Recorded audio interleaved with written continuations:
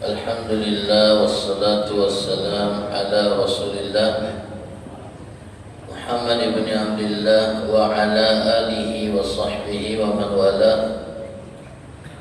La hawla wa la quwwata illa billah. Subhanaka la ilma lana illa ma 'allamtana innaka antal alimul hakim. Rabbi shrah li sadri wa yassir li amri wahlul 'uqdatam min lisani yafqahu qawli wa saddid lisani wahdi qalbi bijahin nabiyyi wa alihi wa sahbihi. Allahumma aghnina bil ilm wa zayyina bil hilm wa akrimna bit taqwa wa jammilna bil afiyah ya arhamar rahimin. Hadirin wal hadirat wat talabah yang dirahmati Allah, alhamdulillah, puji dan syukur kita panjatkan kehadiran Allah atas limpahan nikmat yang Allah berikan kepada kita, sehingga kita bisa sama-sama melaksanakan ibadah salat subuh berjamaah, dilanjutkan dengan menghadiri majelis ilmu, dan juga kita dalam keadaan berpuasa di hari yang ke-11. Mudah-mudahan semua rangkaian ibadat yang kita lakukan pada pagi ini diterima oleh Allah Ta'ala. Amin ya Rabbal Alamin. Salawat dan salam dan lupa kita hadiahkan kepada junjungan kita Nabi besar Muhammad Sallallahu Alaihi Wasallam beserta keluarga, sahabat dan pengikut setia beliau sampai akhir zaman. Mudah-mudahan kita semua kelak akan mendapatkan syafaat dari Rasulullah Sallallahu Alaihi Wasallam pada hari kiamat nanti. Amin ya Rabbal Alamin. Hadirin wal hadirat wa talabah yang dirahmati Allah, kembali kita melanjutkan pembacaan kitab Risalatul Muawanah yang ditulis oleh Al-Imam Abdullah bin Alawi Al-Haddad rahimahullah wa nafa'ana bihi wa bi ulumihi fid dharain amin. Masuk kita pada bab at-tafakkur, bab yang berisi anjuran dari penulis agar kita memiliki ibadat yang jenisnya adalah tafakkur, merenung. Pada pertemuan sebelumnya kita sudah jelaskan bahwa ibadat tafakkur ini ibarat ibadat yang tidak melibatkan apa-apa. Cukup kita diam kemudian berfikir. Dia tidak menghabiskan energi, dia tidak butuh biaya. Cukup kita duduk di tempat yang cocok kemudian kita merenung. Dan Imam Abdullah bin Alawi Al-Haddad sudah menyebutkan bahwa ada beberapa objek yang bisa kita jadikan bahan renungan. Kita bisa merenungkan ciptaan Allah yang bertebaran di sekitar kita, memandang benda langit, kemudian merenungkan betapa hebatnya Allah dalam menciptakan semua itu, melihat apa yang terhampar di muka bumi, kemudian mengagungkan Allah, zat yang luar biasa dalam mencipta. Bahkan dalam diri kita dewa itu ada tanda-tanda kebesaran Allah yang bisa juga kita jadikan sebagai bahan renungan. Nah, kemudian di sini di antara objek yang bisa dijadikan sebagai bahan renungan, kata Imam Haddad, adalah hendaklah engkau merenungkan keteledoranmu dalam beribadah kepada Allah. Di antara objek yang bisa kita jadikan renungan adalah merenungkan malesnya kita, teledornya kita, dikitnya kita dalam beribadah. Terutama di bulan Ramadan ini, kita membayangkan bulan yang luar biasa ini, tapi kita masih malas ibadah. Kita masih dikit ibadahnya, kita masih belum maksimal. Nah, merenungkan keteledoran kita dalam beribadah kepada Allah akan menghasilkan rasa takut kepada Allah, akan menghasilkan semangat yang tumbuh untuk lebih semangat dan giat lagi ibadah. Jadi merenung ini kita lakukan agar ada hasil yang timbul. Jadi merenungkan malesnya kita, dikitnya kita, telendonya kita dalam ibadat itu akan melahirkan rasa takut dan kemudian melahirkan semangat agar ibadat kita meningkat. Ma'asyiral hadirin wal hadirat, jadi kata Imam Haddad, hendaklah engkau merenungkan keteledoranmu dalam beribadat kepada Tuhanmu dan seringnya engkau menempatkan dirimu di tempat-tempat yang mendatangkan murkanya Allah kepada engkau. Dari segi ibadat kita tidak banyak, kemudian dosa kita jauh lebih banyak. Jadi merenungkan itu jadi takut kita. Agak jangan-jangan dengan ibadat yang tidak seberapa ini dan dosa yang banyak itu, kita ini lebih layak untuk disiksa oleh Allah daripada diberi surga. Jangan-jangan dengan ibadat yang tidak pula banyak ini, Allah Ta'ala tidak menginginkan kita ada di dalam rahmat-Nya. Nah dengan itu kita pun termotivasi untuk meningkatkan lagi dan memperbanyak lagi amal-amal kita. Taruhlah hadirin wa hadirat, ibadat kita lah banyak. Bahkan sejak melek mata kita lah berzikir. Kemudian kita tidak lepas qomat kamit berzikir. Kita semayang, kita ibadat, tak lepas kita dari ibadat. Tetap walaupun kita sudah ibadatnya kuat, tetap kita harus mengasuh belum maksimal menyembah Allah Subhanahu wa Ta'ala. Perasaan belum maksimal menyembah Allah itu harus senantiasa ada di dalam hati kita. Biar kita tidak merasa cukup dengan apa yang sudah kita kerjakan. Kalau kita tidak merasa bahwa ibadat kita ini masih kurang, kemudian merasa cukup, akhirnya kita tidak ada motivasi untuk nambah ibadat. Menurut aku ibadat aku ini lah banyak. Nah biasanya perasaan ini muncul saat kita membandingkan ibadat kita dengan orang lain yang lebih dikit. Akhirnya kita merasa cukup dengan yang sudah kita gawekan. Ayolah banyak. Waya-waya ngaji sejus, ngasolah banyak. Ngapu, kawan aku sejus tak nyampe. Waya-waya sholat tarawih 8 rakaat ngomong banyak. Kenapa? Kawan aku tak tarawih. Ada yang 20 ngasolah lebih banyak. Ngapu, di masjid sebelah 8 rakaat. Malah ada yang lebih lagi ngasoh. Kau baru 20, aku 40 rakaat tarawih, 2 masjid aku tarawih. 2 kloter. Masjid pertama habis isya, masjid kedua jam setengah 10 start 20 rakaat 1 juz Quran 40 rakaat aku. Jadi kalau kita membandingkan ibadat kita dengan uang yang standarnya di bawah kita, kita akan ngasuh puas dan ngasuh ibadat kita ni lah banyak, lah maksimal, tak termotivasi untuk nambah. Kita kalau nak membandingkan ibadat kita, jangan dengan uang yang ada di sekitaran kita. Kalau kita nak menilai ibadat kita, bandingkan dengan uang yang ada di atas kita tu, yang di pucuk-pucuk kita itu. Nah, di situ kita akan ciut, kita akan minder. Ternyata belum apa-apa ibadat aku ini. Ada seorang bapak ibu namanya Abu Ishaq As-Sabi'i.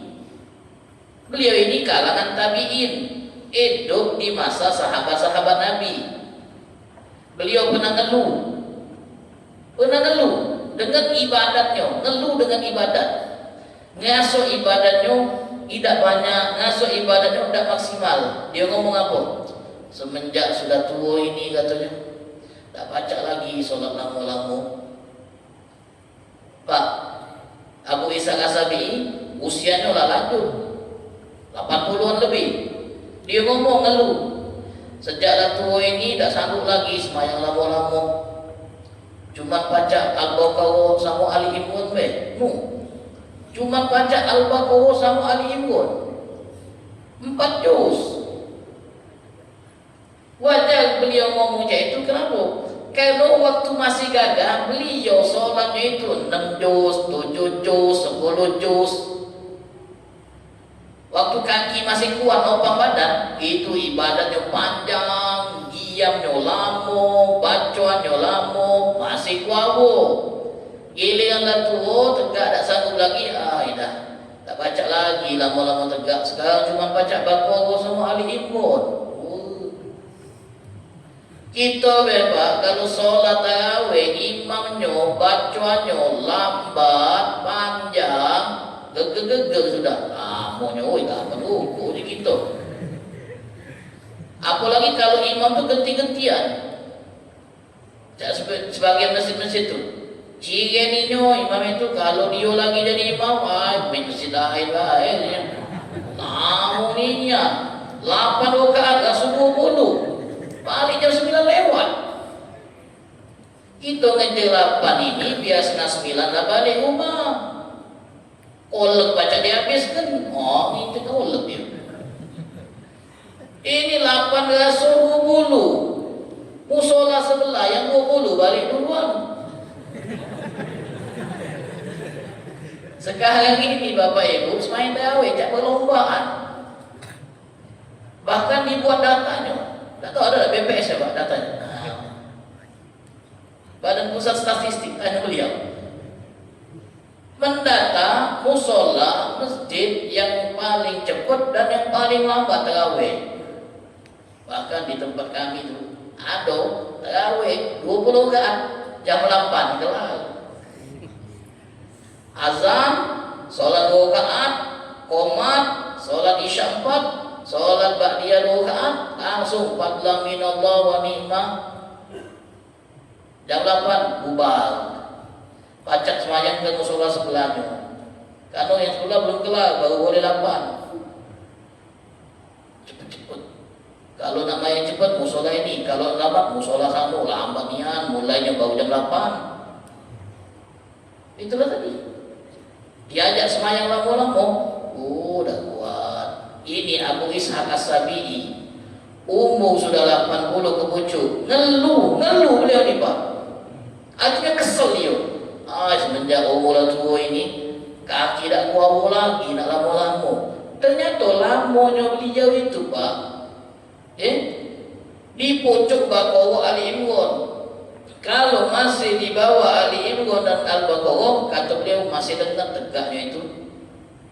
Untuk makanya ada ulama yang ngomong, kekuatan orang beriman itu bukan di fisik tapi di hati. Umur boleh tua, ibadat ngalahkan yang muda. Umur boleh tidak lagi muda, tapi ibadat yang ngalah-ngalahkan yang muda. Makanya tidak jarang kita tengok Bapak Ibu kalau yang solat di malam-malam tarawih itu, apalagi lah kalau 10 ke pucuk, banyak yang tua-tua sudah. Pemain asli lah ujungnya. Pemain cadangan dipulangkan. Yang belakang main perang sarung. Yang remaja pergi ke pojok-pojok.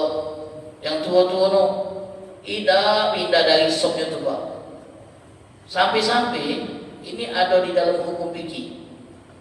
Sampai saking ada maksudkan ini masih ada nilai positifnya Pak.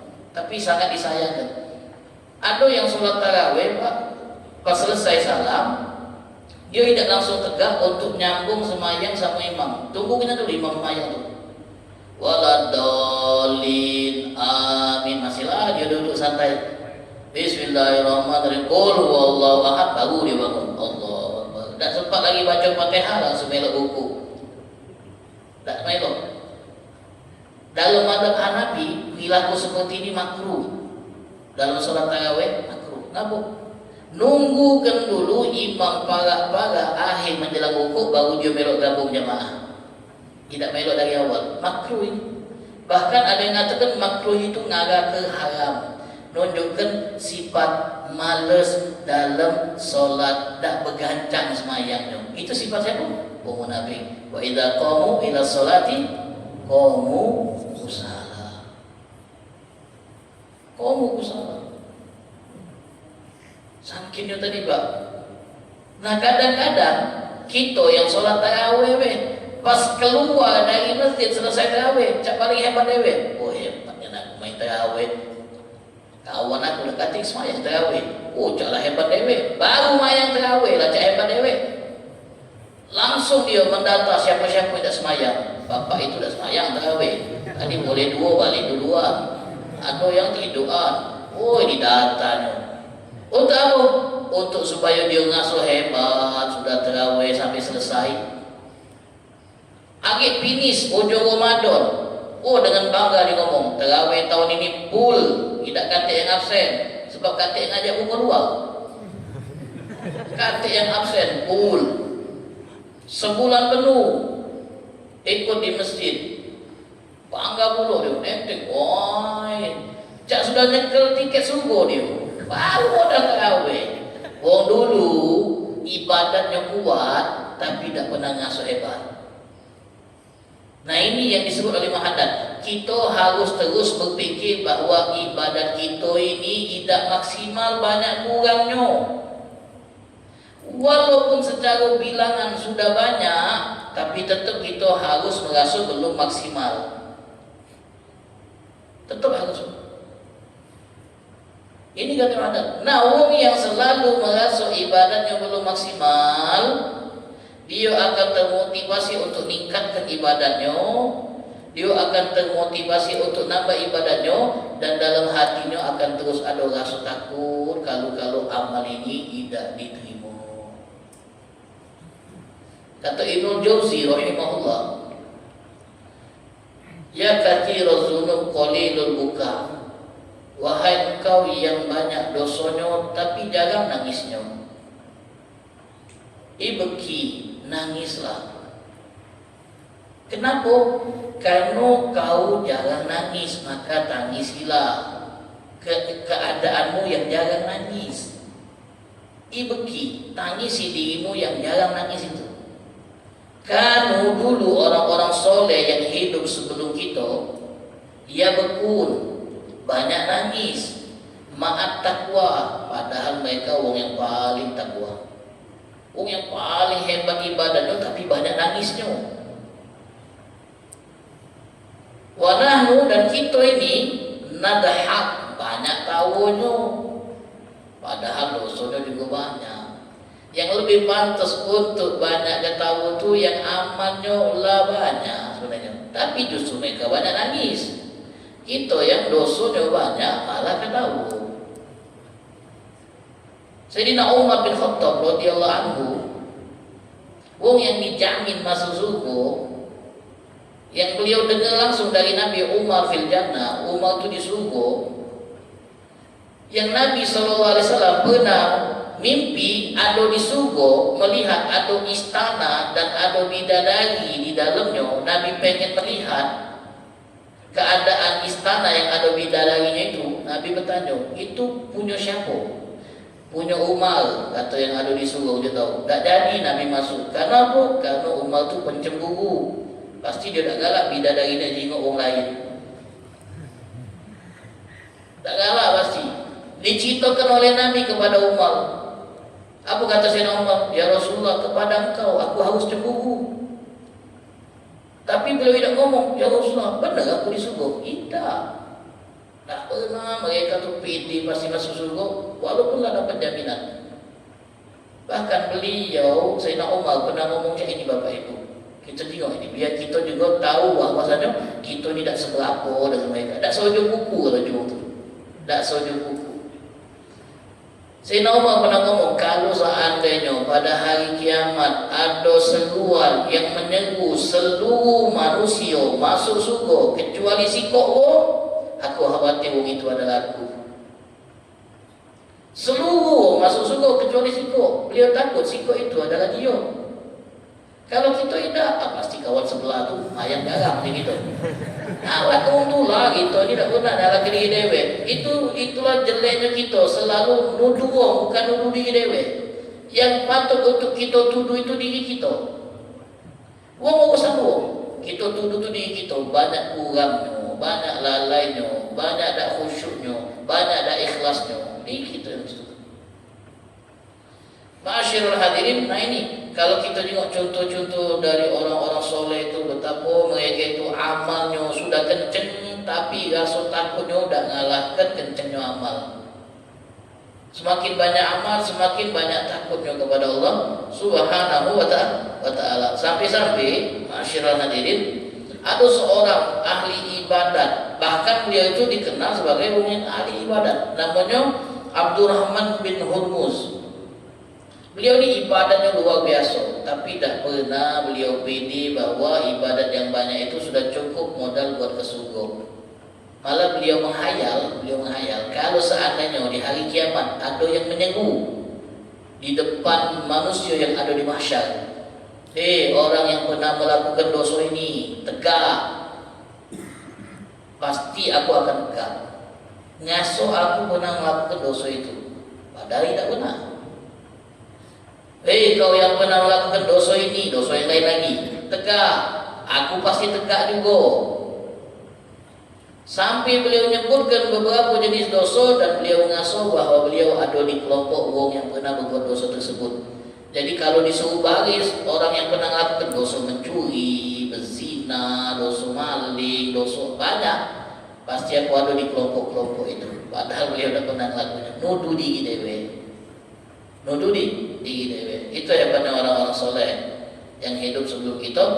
Mereka itu amalnya hebat, tapi tidak pernah merasa bahwa mereka itu sudah layak untuk disebut wong hebat. Muhammad bin Wasim pernah ngomong, kalau seandainya perbuatan dosa itu mengeluarkan bau, pasti kamu dah galak marah aku. Karena saking banyaknya bau dalam diri aku, sebab banyaknya dosa. Kalau dosa itu menimbulkan bau, mata kita ngelirik yang tidak dihalalkan oleh Allah, metu bau. Wah, malu gitu, ada metu dari rumah gitu. Dan bau itu bertahan 2 hari untuk hilangnya. Udah banyak metu gitu. Kenapa? Ketahunan buat dosa.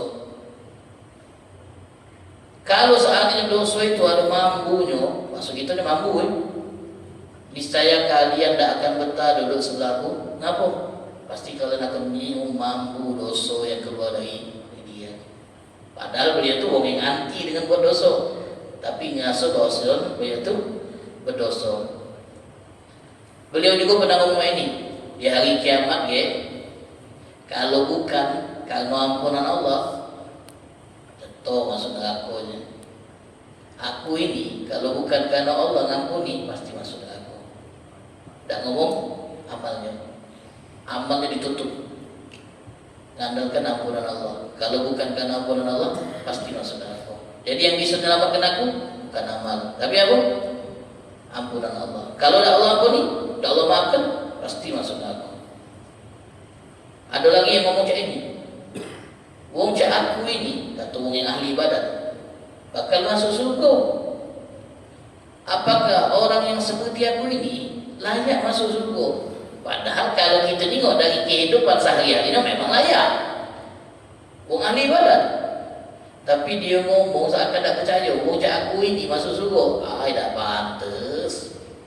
Tak pantas. Nyium baunya tak pantas, aku lagi masuk dalamnya. Tawaduan, sebagai bentuk ketawaduan dan kerendahan mereka, dan tuduhan terhadap diri bahwa diri ini masih banyaklah lalainya dan masih banyak salahnya. Ada seorang namanya Rabi bin Khatiyam rahimahullah. Beliau ini Bapak Ibu, kalau sholat tahajud, sholat malam, itu seringnya nangis terus. Itu dikit tadi, wong yang banyak amalnya tapi banyak nangis terus. Sampai ibunya kalau nyingok anaknya ini ibadat malam nangis, tak perlu. Nanya sama anaknya, nah dosa apa nak kau buat nak? Sampai nangis dia itu. Bunuh kamu kau. Bunuh kan dosa besar. Kau bunuh kamu. Sampai nangis sama itunya. Cak besar ni yang dosa yang kau buat sampai kau tangis. Dijawabnya, iya bu, aku bunuh diri aku dewek dengan maksiat. Itu kalau maksiat berarti bunuh diri. Bunuh diri di sana. Karena mencelakakan diri ini dengan aku. Dia ngomong, aku bunuh diri aku, mencelakakan diri aku dengan dosa yang sebab itu aku bisa masuk neraka. Maka aku tangisi. Itu sejadahnya becek. Kalau beliau bangun dari sholat malam selesai, itu sejadah itu lembab oleh tangisan. Kalau kita lembab juga hilang, kita tidur, sujud kamu. Itu hebatnya mereka. Amalnya banyak, tapi itu rasa takutnya kepada Allah ngimbang isma itu. Ma'asyiral hadirin wal hadirat. Jadi apa kata yang hadap? Hendaklah kita merenungkan keteledoran kita dalam beribadah kepada Allah dan seringnya kita memposisikan diri kita kepada muka Allah. Dengan itu kita berharap amal kita yang kecil kalau Allah terima, dosa-dosa kita yang besar Allah ampuni. Dan dengan itu kita bisa menambah semangat ibadat kita dan memupuk rasa takut kita kepada Allah Subhanahu wa taala. Lalu Imam Haddad melanjutkan, di antara objek yang bisa kita jadikan sebagai bahan renungan, apa itu? Hadhil hayatid dunya, kehidupan dunia yang kita jalani. Roda kehidupan yang selalu berputar dan berjalan tanpa henti. Wa taqallubiha, dan perubahan dunia yang begitu cepat. Dunia itu tidak stuck, tidak mantap, dia terus berjalan. Dan dia terus mengalami perubahan. Wa sur'ati zawaliha, dan kita renungkan betapa cepatnya dunia ini ngantarkan kepada kehilangan. Betapa cepatnya hilang apa yang kita alami di kehidupan dunia ini. Kadang kami pernah merenung, Pak, rumah besarnya, rumah besar tapi kosong penghuninya. Dalam rumah ini dulu pernah penuh penghuni, Pak. Dulu pernah ada anak-anak yang ngisi riang, tawa, bahagia di dalam rumah ini. Kemudian dengan berjalan waktu rumah itu kosong. Yang dulu kecil kemudian dewasa, hidup mandiri, pindah keluar dari rumah itu, tinggalkan orang tuanya. Satu persatu keluar dari rumah tersebut. Kemudian orang tua yang tinggal dalam rumah yang besar tanpa ditemani oleh lagi anak-anak, mulai kesepian, sakit-sakitan, meninggal. Anak-anak yang mau tinggal di rumah itu enggak, karena itu rumah wagis dan juga jauh dari tempat mereka tidak. Jadi rumah itu ditinggalkan, nak dijual sayang rumah orang tua, akhirnya terbengkalai. Rumah besar yang dulu penuh dengan manusia di dalamnya, dulu ada ketawanya, ada riangnya, ada sukunya, ada dukanya, kosong dunia. Cepatnya. Dan kita kalau mayangan, Pak, dulu kita ini ada anggota keluarga yang lengkap, kemudian satu persatu hilang dari kehidupan kita. Baik hilang karena perpisahan jarak atau hilang karena perpisahan alam. Kalau kita amati juga, Pak, zaman yang terus berkembang, ada banyak hal-hal yang dulu eksis di zaman kita mulai hilang dan ditinggalkan, Pak. Dulu era Telkom hilang, HP muncul. Dulu warnet hilang setelah internet semakin kencang. Dulu HP jadul, sekarang lebih canggih lagi terus. Ada yang harus dibuang karena ada yang menggantikan. Nah, itulah siklus dunia. Dulu kita belum ada di pucuk dunia ini, kemudian kita lahir. Nanti digilingkan kita yang akan menghuni tanah, kemudian yang lain yang lahir terus. Sejak Nabi Adam diturunkan ke dunia, kemudian Nabi Adam beranak pinak menurunkan keturunan, sampailah di zaman kita yang jumlah populasi manusia itu di atas 6 miliar. 6 miliar manusia, banyaknya minta ampun.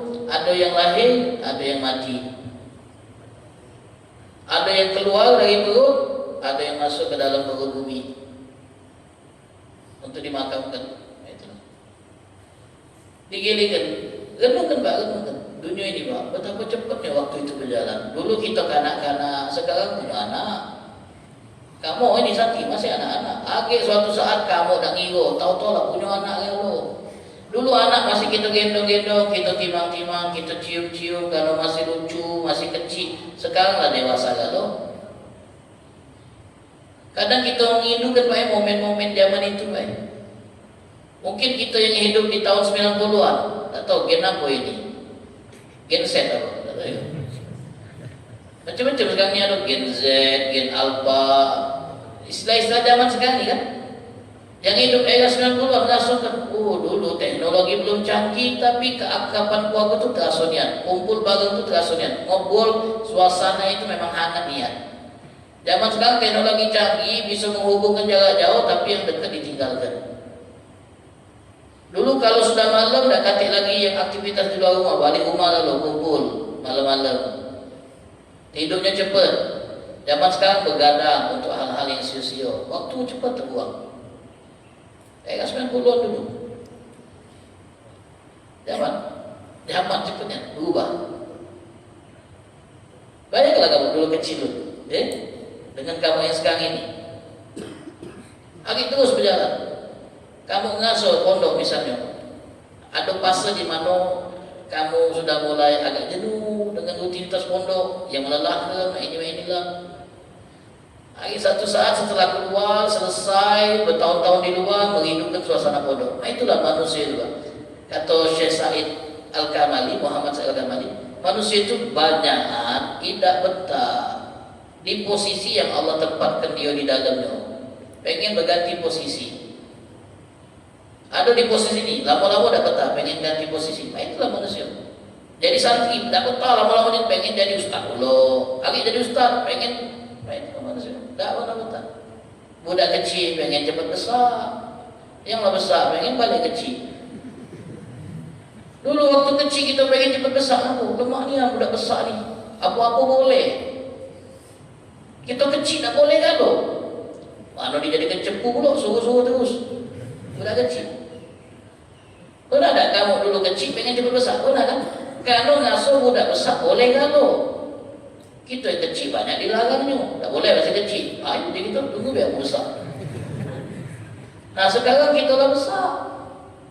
Pengen balik kecil lagi. Merindukan masa-masa kecil dulu. Berlari-larian tanpa beban. Larian tanpa beban. Main. Kesel balik rumah. Minum. Makan. Metu lagi. Main lagi. Beban ya. Tak kata beban dulu. Iya yang nanggung beban untuk kita dulu. Itu masih kecil. Tak tahu cerita. Lumayan. Teknologi belum canggih, tak tahu kabar-kabar di dunia, tak tahu hijau situ perang Amerika Israel, tak tahu gitu. Tak tahu. Bosnia dulu di ekspansi, tak tahu. Tahu ni main. Lumayan kata keluar. Dulu itu. Karena kita merindukan masa-masa itu. Masa-masa kita masih kumpul kalau dengan keluarga tu, mak masih ada, ibu masih ada, ayah masih ada, nenek masih ada. Alangkah lemahnya. Dulu minta duit sama mak dah dijuk, sama nenek masih dijuk, gitu kan. Sama kakek masih dijuk, sama cucu tu luar biasa. Ma'asyiral hadirin, dunia cepatnya. Kata Syekh Ali Tantawi rahimahullah, beliau pernah bercerita. Dulu waktu aku masih kecil dan diasuh oleh kedua orang tuaku, aku beranggapan, ijazahnya dah pacak, aku berpisah dari mereka ni. Karena bergantung, selama ini diurus oleh mak, diurus oleh bak, oleh ayah, oleh ibu. Beliau ngasuh sampai, tak sanggup aku hidup tanpa mereka ni. Saking sudah dekatnya hubungan emosional. Tahu-tahu yang namanya kehidupan dunia, tahu-tahu orang tua meninggal. Aku harus jalani hidup tanpa mereka. Hasil, tunggu aku besar, menikah. Setelah menikah aku ngasuh, ayahku ni bergantungnya dengan bini, susah kalau kata bini. Dapat anak, disayangi anak, dirawat, dicintai, dibesarkan dengan kasih sayang. Sampai ngasuh, tak sanggup aku pisah dengan anak-anak yang ku cintai ini. Tahu-tahu anak-anak itu dewasa, mulai belajar, mulai harus mandiri, harus menikah dan harus pisah. Ternyata pisah juga sama anak. Pisah juga harus. Karena mereka harus nyalani hidup mereka, ada harus bergantung dengan kami terus, kata beliau. Nah itulah itu dunia. Dunia ini kalau kita renungkan, ya Allah, cepatnya berubahnya, cepatnya berjalannya, cepatnya hilangnya. Kita sehat, tinggal nunggu sakit. Apa momennya kan? Kita muda, tinggal nunggu tua. Itu pun kalau sampai. Kita hidup tinggal tunggu mati. Lagi sehat ini, tak ganti yang kita tunggu kecuali sakit. Masih muda, tak ganti yang kita tunggu kecuali masa tua. Sekali kita, kadang yang kita temukan video atau foto-foto lama. Lama itu cuma 4 tahun jalan. Ada file yang nyimpen video foto kita 4 tahun yang lalu. Kita ngasuh, ya Allah, zaman itu masih kurusnya, ini belum kena nasi gemuk, gitu. Kaunian sekarang nih badannya bantet. Kamu nih mondok keluar dikit, oh itu gemuk kan. Baru video 4 tahun yang lalu kita tengok. Dan Hindu kan masa-masa itu 4 tahun, mak mana 10 tahun, mak mana 20 tahun. Tengok foto kita 20 tahun lalu, belum berkumis. Gitu. Tunjuk anak dulu, mau nak gagak ada ayah dulu. Wah, sekarang ni nak kalau sudah ni, dulu sempat gagak. Dulu tu tak bertahan pak, waktu berjalan terus. Maka kami pernah ngomong pak, menolak tua itu tak baca, menundanya baca. Tapi nolak tak baca. Tua tetap tua. Kalau sudah 60, masuk 50 sudah badan kita ni mulai mengalami penurunan fungsi. Dulu imun tubuh kita kuat, macam melawan virus, racun yang masuk ke tubuh. Umur 50, imunnya mulai lemah, mulai rentan, mudah sakit. Organ kita pun tidak berfungsi seperti waktu muda. Maka cepat sakit kalau tua. Oh, gaya hidup sehat biar lebih kuat umur 60. Iya. Tapi tetap kita tengok perubahan. Rambutlah putih kalau pas tengok tu. Jenggot juga lah muncul uban cahaya. Nah itu tanda sudah. Berarti kita sudah melewati hampir 1/4 abad dari hidup kita. Atau melewati separuh abad dari hidup kita. Nah berarti mulai siap-siap kita. Karena kita harus transit ini di dalam. Siap ke? Sangkeknya, kopernya, isilah dengan amal. Karena nak transit, kita takut tinggal. Kelandasan kita sini lemah. Tahu-tahu disuruh transit, lupa bawaan, lupa siapa bekal. Maka ada ungkapan yang ngomong seperti ini. Wahai orang yang sudah masuk usia 50, akan ada seruan dari langit tapi kopi kita tak cak negara. Apa? Qaddana rohil. Waktu untuk pindah, waktu untuk berangkat sudah dekat. Sama seperti pemberitahuan di stasiun atau di bandara. Pesawat menuju Jakarta akan segera berangkat. Kepada penumpang harus siap-siap. Tiketnya siapkan, barang bawaannya siapkan biar tak ketinggalan. Sebab kalau sudah masuk, tak baca mundur pesawat tu. Iya baca.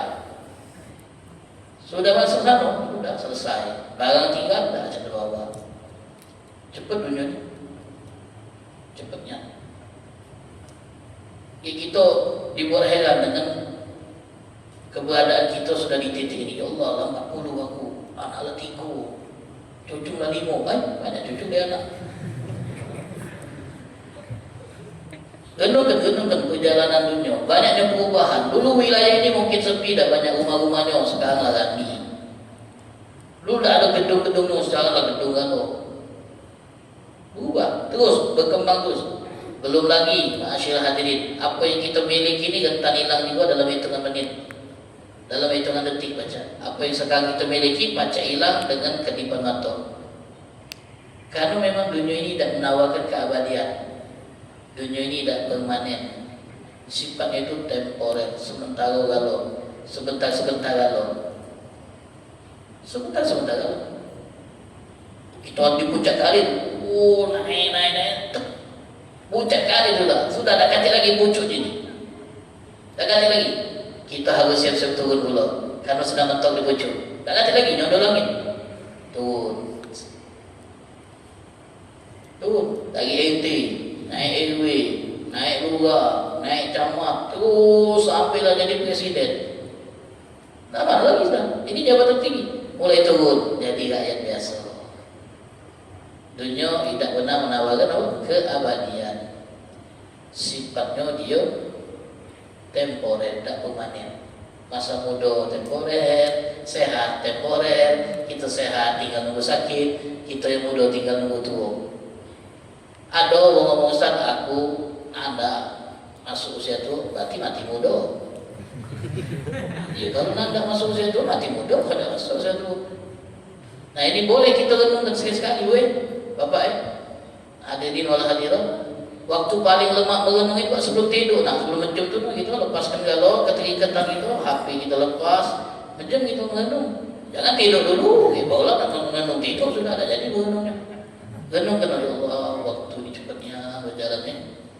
Tapi jangan dibuat susah. Kita renung Allah ke depan aku mah inilah terus keadaan aku. Jangan sampai merenung itu akhirnya datangkan gelisah. Allah budak-budak ni kuliah di mana, bergawe di mana, kahwin dengan siapa, rumah negeri di mana, apakah aku ke dewean kalau mereka lah kahwin. Nah, nyusah ke diri itu nyusah ke diri. Tak perlu sampai ke arah situ. InsyaAllah nanti kita akan lanjutkan lagi nasihat Imam Haddad tentang objek-objek yang bisa kita jadikan sebagai bahan renungan. Wallahu ta'ala alam bissawab. Minta maaf kalau ada hal-hal yang kurang berkenan. Bismillahirrahmanirrahim. Ya Rabbana tarafna bi annana tarafna wa annana asrafna ala ladha ashrafna fatub alaina taubat